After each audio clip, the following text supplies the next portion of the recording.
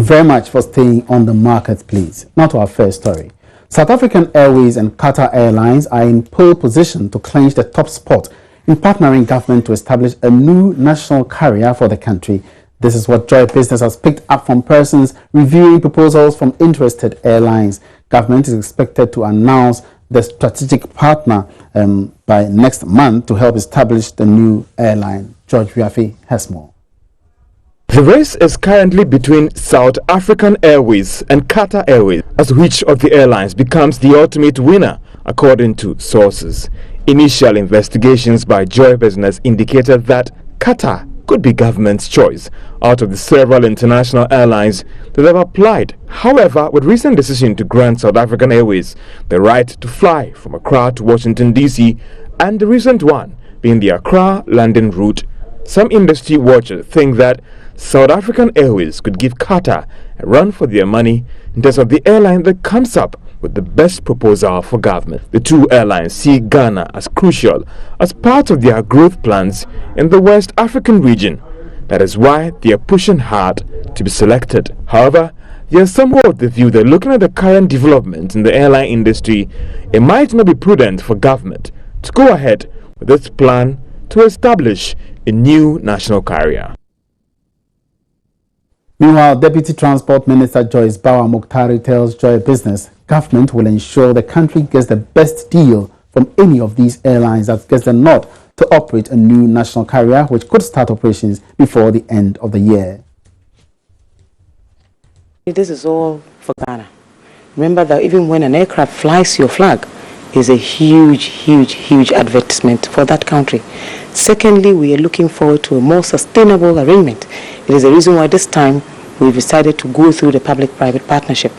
And in fact, government is not even that keen on taking any shares in this company.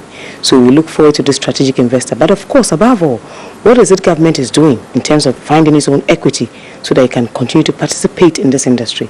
It is the reason why we're developing airports. Of course, we want to create an aviation hub, which will mean that we will get more incentives from encouraging other airlines to participate and utilize our airports than being a participant ourselves. But it will also, above all, create investment and create jobs for the people of Ghana. That the Honourable Minister for Transport mentioned that the program recently, that the program was just about to take off and that the transaction advisors had actually almost done with their work. He actually indicated that come October, we'll be able to unveil the new strategic investor.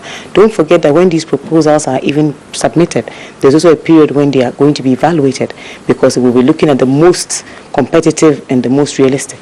So I do think that this will still take a few weeks. But yes, we are pretty much closer now than we were before to actually unveiling the strategic investor who will be partnering government in this regard.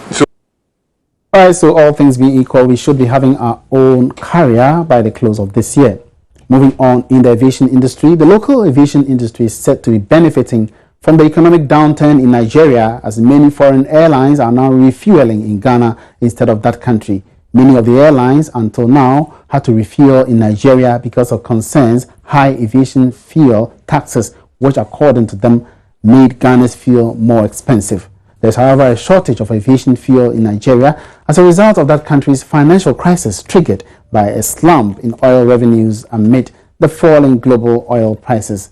Director General of the Ghana Civil Aviation Authority, Simon Alati, explains to Joy Business the substantial drop in aviation fuel prices last month has also contributed to the many Nigeria-bound flights now refueling in the country. Government wanted to make Ghana's aviation industry very competitive. Either because our fuel price was quite high, like you said, lots of airlines will not uplift fuel here. So they might take the minimum amount they need, maybe go to Lagos or elsewhere, uplift fuel, and it is affecting their operations and competitiveness.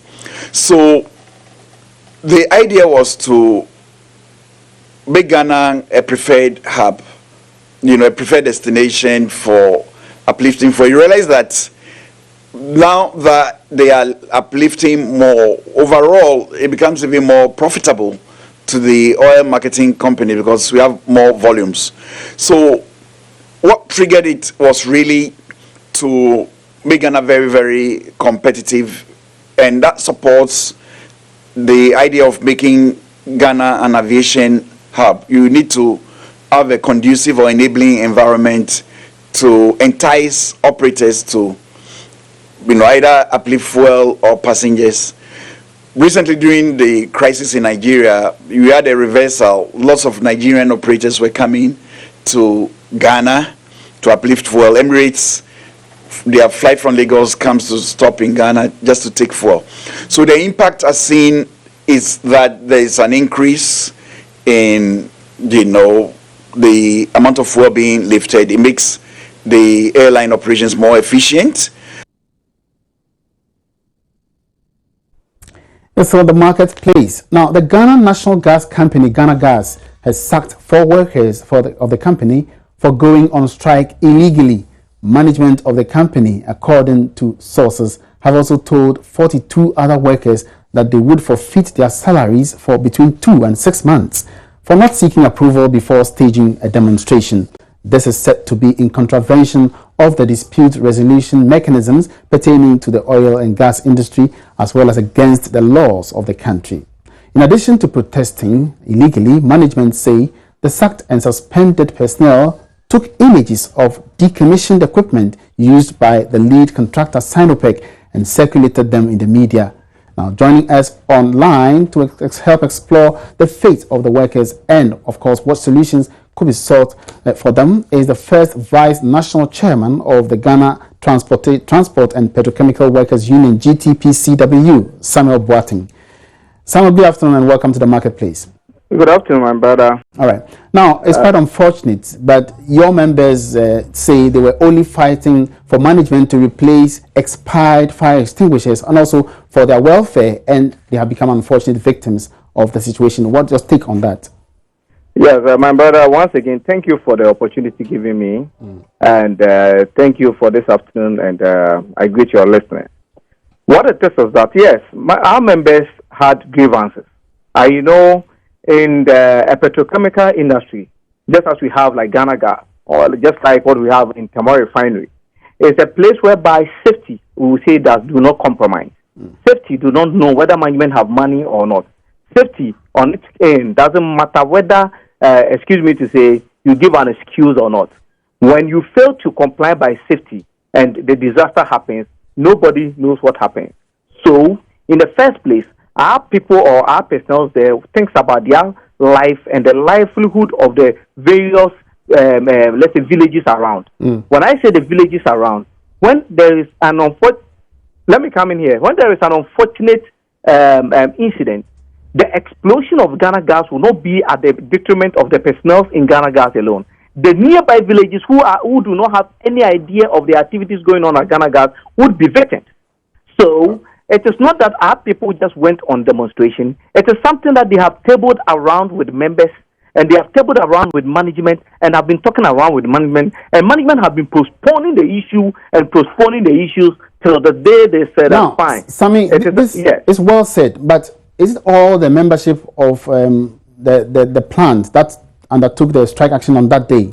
No, but excuse me to say, Mr. Viafi, it's a processing plant. So therefore, you cannot allow every member to be on the demonstration. Therefore, you leave people to mine the plant, and then the very few people that will go up there to go and speak on behalf of it. Did they follow laid down regulations before they went on the strike? I mean, Mr. Viafi, if you are going to talk about laid down regulations here, then I also tell you that the management of Ghana Gas have heard, because when the incident happened, and then the Minister of Labour and Employment Relations came into being, he invited, there was a representative from the Chief of Staff, the Minister of Petroleum, Deputy Minister of Petroleum also came to represent that meeting. The board chairman of Ghana Gas came to meet that meeting, and then there were minutes to that effect that, based on what has happened, let us all solve our issues independently, let us all resolve our issues among ourselves, and therefore directives were given that until such a time that they have presented the report from the committee, no member should be terminated, no appointment should be terminated, and therefore the chief executive goes ahead and terminates members. Now, we'll be speaking to please, Alex. What I'm saying is this. Mm-hmm. Wait. What I'm saying is this. Did he also respect the sector minister in which he falls under it? Is that what we are talking about here? What we are talking about is that, please, let's not leave the substance of the issue. The issue is this. Let me give you one fact of the issue. Are you aware that after the demonstration, they brought G World late in the evening to work on the fire extinguishers? How sure are you whether they are the fire extinguishers that the management was complaining about? I am telling you for a fact that the G World people came and worked late in the evening. Afterwards, they brought Ghana Standard Board to work on the temperature and pressure gauges. But management is saying that Sammy, management is saying that these workers try to cause mischief by circulating, materials that have been expired and that was used by Sinopec, and pretending as if these are current materials. So if the workers were causing mischief, why do you bring G World, who are working on the fire extinguishers, to come and work on it in the night? If they were mischief, why do you bring them after the demonstration? Why didn't you allow the things to be there? Because you have access to the place. That's what we are saying. The place. You know what, my brother, let me also give you some factual things here. Sometimes when you are in the soup and you are speaking, it's like you don't feel it. But until these issues start to come out, what has happened? Have you forgotten the issue that happened at Temor Refinery? When they were saying that the plant can work, what didn't people say? Didn't they come out to tell us that the plant can never work? But see, my concern is that no matter how genuine your concerns may be, you need to follow laid down proper regulations before you protest. Listen, I have worked in the refinery. We know what goes into the refinery. And we are saying that when people comes out there and spills the bean to make the place look like it looks so bad, that is not a fact. The fact of the issue is that the people had an issue. And if that issues are not issues to be addressed, why would you bring people late in the evening for them to address the issue? By the way, if that was the issue, why is it that when we met the Minister of Labour and Employment, whereby we have representative from the board chairman was there, we have representative from the Ministry of Petroleum, the representative from the Chief of Staff, minutes were taken, and certain directives were taken. Okay. So to err is human. Why is it that they go ahead and stop back the minister? We don't have too much time, but do you think that the sacking of these folk workers, as well as the punitive measures handed to... It is an attack on labor. It is an attack on labor. It is an attack on labor to prove to labor that labor cannot do anything. But let me tell you one thing. That plant was built with the taxpayers' money, about a $1 billion project. We as workers of Ghana, and every Ghanaian worker should know that we will not sit down for the negligence of management to blow up that plant. That's what we are saying, that it is an attack on labor. They have not respected labor. They do not respect the Ghanaian labor. They do not respect the Ghanaian personnel, and that is it. No, this aspect that yes, these are young guys that have come out from school and they are speaking their mind. Are you carving them? Are you saying that now they cannot speak when they see that something is wrong? Please, I think that this is unfair. Okay, so what are you going to do next? Does not need to be tolerated. What are you going to do now? We are saying that if the workers are not brought to work by Wednesday, there are going to be a roadmap of serious, and we are putting it on code, that serious lineup of our actions, and you will see what real labor is about. Could you give us a hint of these, what these actions are? Please, just close by Wednesday evening, you will see our roadmap. We want to see the workers of Ghana workers back. The roadmap will be, do you know the companies that forms under the Petroleum Union? I know a whole lot. Refinery, we have Boss, you have aviation, you have Ghana Gas, you have GMPC, you have Metro Mass. Do you know what it means? So you're going to solidarize with your other, members, right? Do you know what it means? That the whole country, Metro Mass takes an action, the whole country Tour takes an action, the whole country Boss takes an action. Do you know what it means? All just because of the negligence of one person? Please, Ghana Gas are not built for the management of Ghana Gas. Now, Sammy, have you consulted management as a union? Have you been deliberating on management of Ghana Gas on when this? When the incident happened, as a responsible union, we did not want the issue to look like that banty whereby it's going to be fight here and there. So we went to management to deliberate on the issue with management. Management was like, oh, everything is cool. Let us lay down the procedure. Let's just put certain measures. Let us do this. We all thought that we have had a peaceful smoking pipe. Even went to the extent of getting to the labor minister. You can even check from the labor minister whether we've not been there. Several times meetings have been held. So that means that it is purely that the management headed by Mr. Sefayanki do not respect labor of Ghana. All right. and rather respect the labor of foreigners. That is why we have just stand-up five people ruling and running the affairs of Ghana Gas. All right. So, but I think that the government have to take a second look at Ghana Gas. Mm. The activities of Ghana Gas. Look into the financial practices of Ghana Gas. We have to go deep into Ghana Gas. So eventually, why is it that initially Ghana Gas was supporting government activities? Now Ghana Gas cannot support government activities. What is happening? So eventually, you're calling for the reinstatement, full reinstatement of these affected workers. We want our members to be reinstated. They have to get back to work, and the activities of Ghana Gas need to be looked up into. Thank you very much, Sammy, for your time. Thank you, Samuel Boateng is the first vice chairman of the Ghana Transport and Petrochemical Workers Union, GTPCWU. We'll also be linking up with Alfred Obami. He is the communications manager of Ghana Gas, to also tell us his side of the story, or what management of Ghana Gas, why they decided to take this action against these workers. But that will be after this short break. Don't go away yet. We'll be right back after this.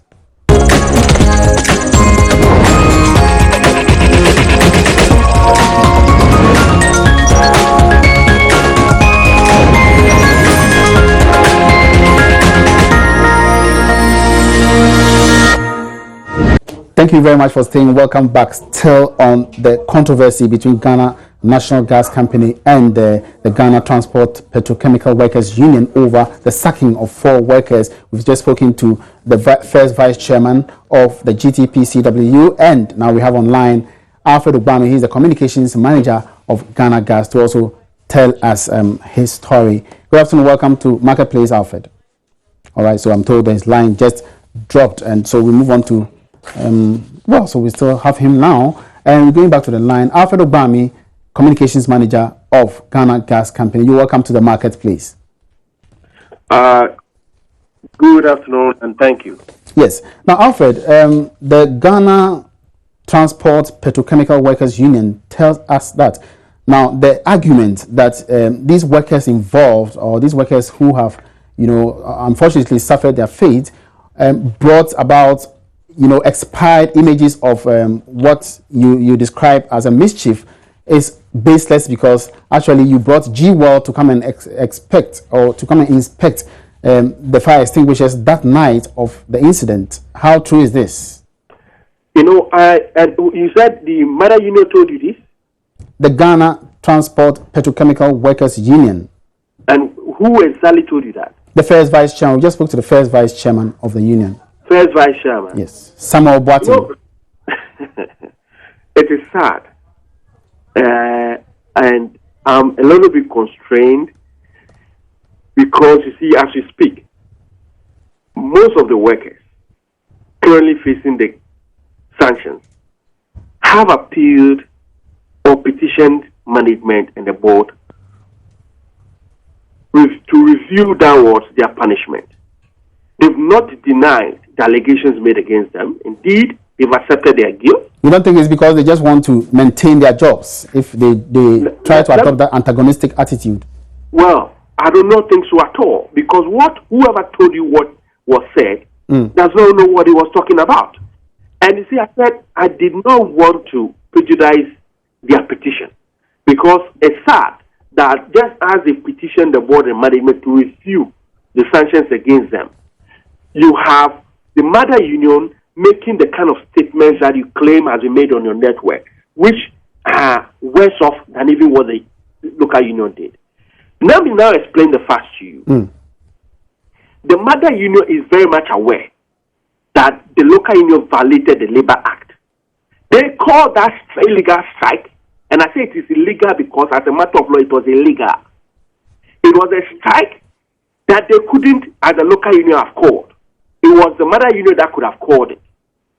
It was a strike that they, the mother union, had advised against, which the local union told them to stand by. And I'm saying this on authority. I'm aware that the mother union has been able to come and deny, but finally for them, there's a plethora of evidence, including radio interviews that the local union themselves granted to Sky FM and others, in which they admitted that yes, they told the mother union to part aside, that they were going to go ahead with their demo, irrespective of their advice. So let them come and deny that one too, and I'll put that interview up. Now, Alfred, you don't think that these are issues of safety? Okay.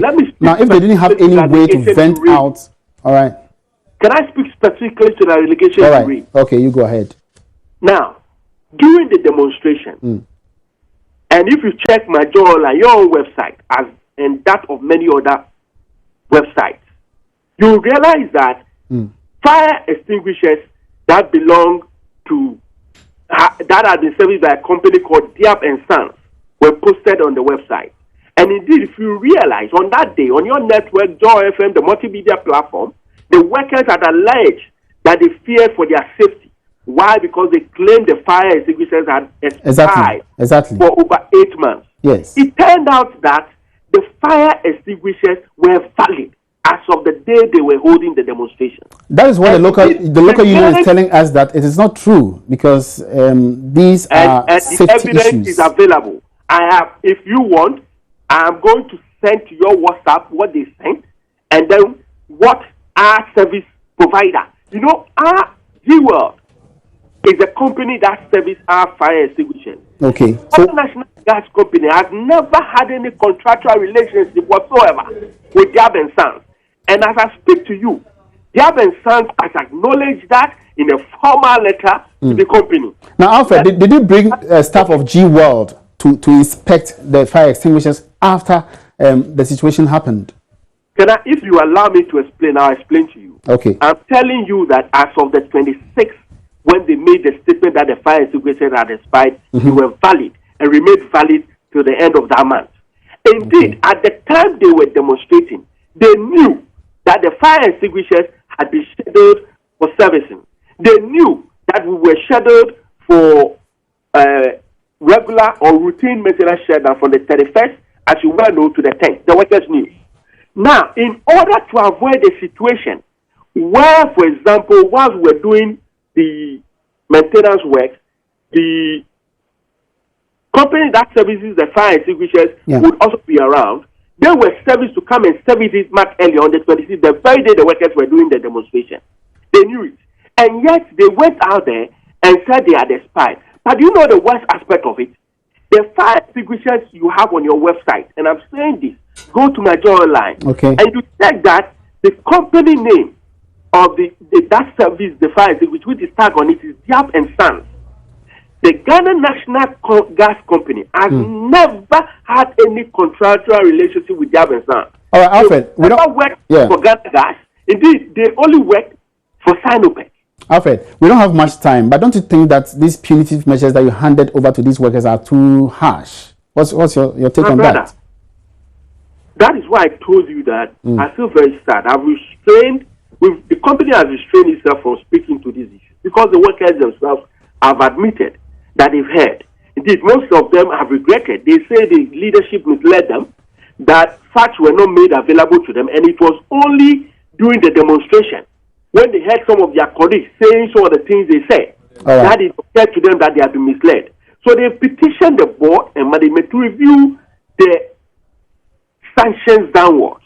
All right, Alfred, thank you very much. It's important that we allow that process to go on. Exactly. We'll call you again to explore this further, because definitely the issues are varied and we need to bring to conclusion whatever it holds on that. Thank you very much, Alfred Ogbami. He is Alfred Ogbami is the managing communications manager of the Ghana Gas Company. You're still on the marketplace. The board chairman of GCB Bank, Daniel Oredu, has denied going outside the laid down procedures in granting loans. Mr. Oredu's remarks follow recent reports that he has been pushing for some loans to be granted without the necessary collateral agreement. The board of the bank, in a statement, recently dismissed the report, describing it as malicious and without basis. Speaking with Metro TV's Paul Adomotre, Mr. Oredu said every loan granted under his tenure has gone through all the right procedures. It is a total consensus that is reached by all the members of the large credit committee that is approved. If there's any individual that has any reason to think there's more checks, it is referred back to the executive management to deal with that. After it's approved, there are some of the credits that have condition precedent and other things. There will be no disbursement until legal has signed off and is happy that all the conditions have been met. The loans during my tenure, none of that has come to my attention as non-performing. I can confidently say they are all performing.